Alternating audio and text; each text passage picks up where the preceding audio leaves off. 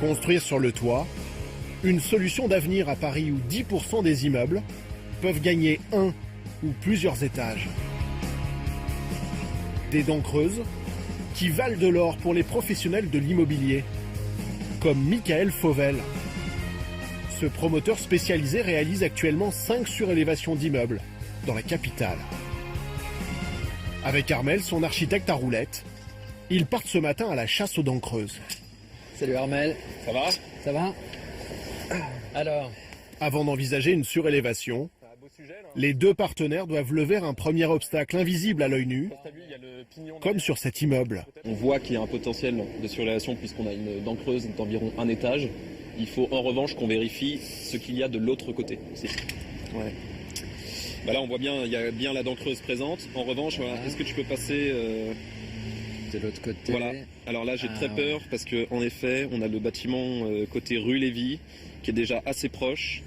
En fait on se rend compte que donc ça c'est le bâtiment qu'on voit en face de nous, mais en fait de l'autre côté, rue Lévy, on a un autre bâtiment avec des appartements qui semblent être traversants, ou du moins il y a des appartements des deux côtés, côté rue et côté cour.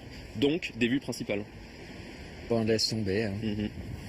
Ils savent que l'immeuble voisin trop proche les empêcherait d'obtenir le permis de construire. Mais un peu plus loin, le duo a identifié une autre dent creuse, plus intéressante. C'est ce pignon, ce qui est important, donc c'est de savoir ce qui se passe dans la cour. Là on est dans un cadre idéal, c'est ce qu'on voit pas depuis la rue, de là où on est. Et en fait je me posais la question de voir si on avait encore une fois des vues arrière. Et en fait on se rend compte que le pignon ici est complètement aveugle. Donc c'est assez idéal pour en effet venir combler cette dent creuse. Et une fois que cette dent creuse sera comblée, on pourra se poser la question de venir reformer l'ensemble de l'îlot. À 9 000 € le mètre carré dans le quartier, l'affaire pourrait leur rapporter gros. On peut partir sur 3 niveaux. On doit avoir des niveaux qui doivent faire peut-être 70 mètres carrés.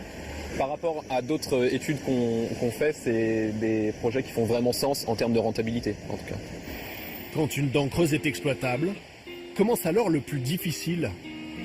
Convaincre les copropriétaires de vendre le vide au-dessus de leur tête. Comme pour cet immeuble, qui pourrait être surélevé de 2 étages, soit 200 mètres carrés. Michael Fauvel. Bonjour Monsieur Fauvel. Monsieur Zerdoun. Oui, bonjour. On y va? Allez, on y va. Dès son entrée, le promoteur va avoir ici une bonne surprise. Je passe devant. Hein. Merci. Alors là, on a le haut, là, le... D'accord. Ah, il y a un peu de travaux ici. Hein. Oui. Le bâtiment est ancien et pas très bien entretenu. Les propriétaires pourraient donc être tentés par sa proposition pour lui donner un coup de neuf. D'autant que dans les étages aussi, il y a des travaux à faire sur les parties communes. Non, on a refait les fenêtres, on a refait les boîtes aux lettres. Chaque année, on en fait un petit peu pour pouvoir entretenir cette copropriété, bien évidemment. On ne peut pas tout faire à la même année. Mais c'est un peu l'avantage de la surélévation, c'est que on donne de l'argent aux copropriétaires, notamment pour faire les travaux.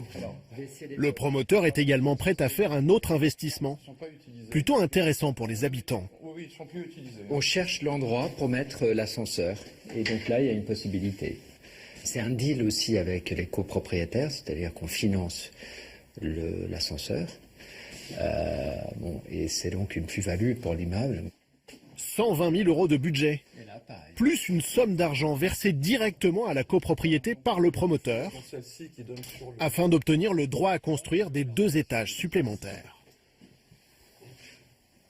C'est simple, on fait une proposition, donc imaginez 200 000 €, Monsieur Zerdoun, ou 300, et après...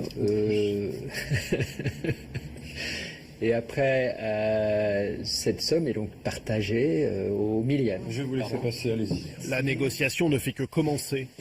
Pour exploiter la dent creuse, le promoteur devra convaincre la majorité des 20 copropriétaires. Il faut que tout le monde puisse y trouver un intérêt.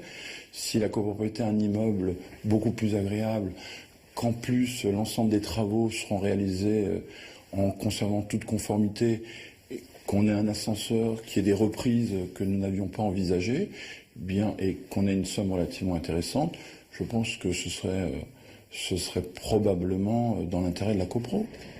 Les espèces sonnantes et trébuchantes de Michael Fauvel semblent déjà porter leurs fruits. En exploitant cette dent creuse, il peut espérer réaliser un bénéfice de 350 000 euros.